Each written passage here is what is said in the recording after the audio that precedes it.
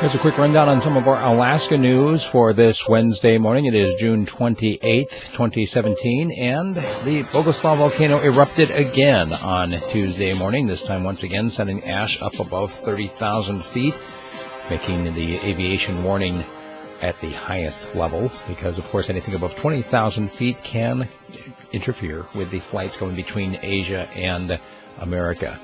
Police in Fairbanks searched the Chena River after a report on Sunday morning that someone had jumped in.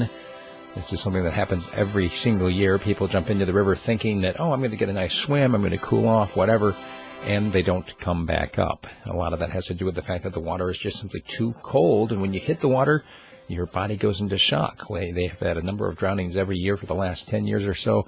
Anyway, they went out in there and searched, and they brought along the VPSOs, the troopers. No sign of anybody having jumped in, and since there's no missing person report, they really can't be sure that anyone jumped in at all.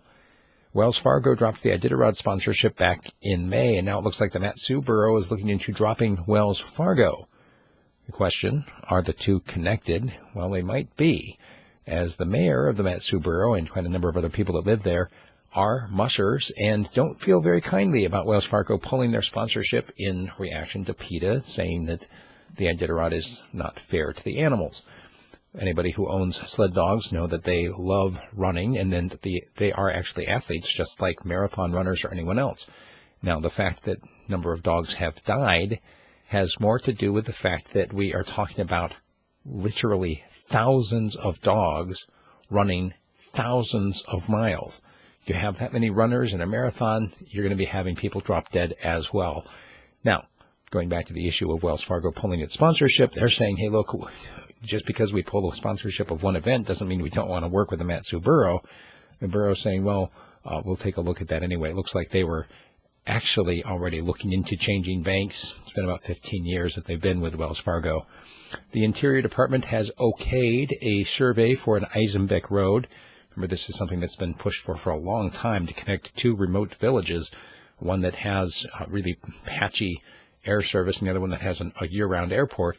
They want to have an emergency road, nothing big or fancy, but the environmentalists don't want it going across the Izembek National Wildlife Refuge and have blocked it at every turn. Now the Trump administration says you may survey for the road, but they have to use hand tools to do it. So it's really good to see that in this year, all of this progress going forward, that we're back to using hand tools to survey just so that we don't disturb anything. Any more stories than we have time for? Of course, as always, we'd like to invite you to become a paid subscriber at radiofreespeech.com because all of my paid subscribers get 30 to 40 minutes of audio form delivered directly to their inbox every morning at 5 a.m. And you can take a look at all of the stories that are underneath my video there at radiofreespeech.com. Every single one of those stories is addressed in the audio form. So check it out. Send me an email if you'd like a free sample. Steve at radiofreespeech.com.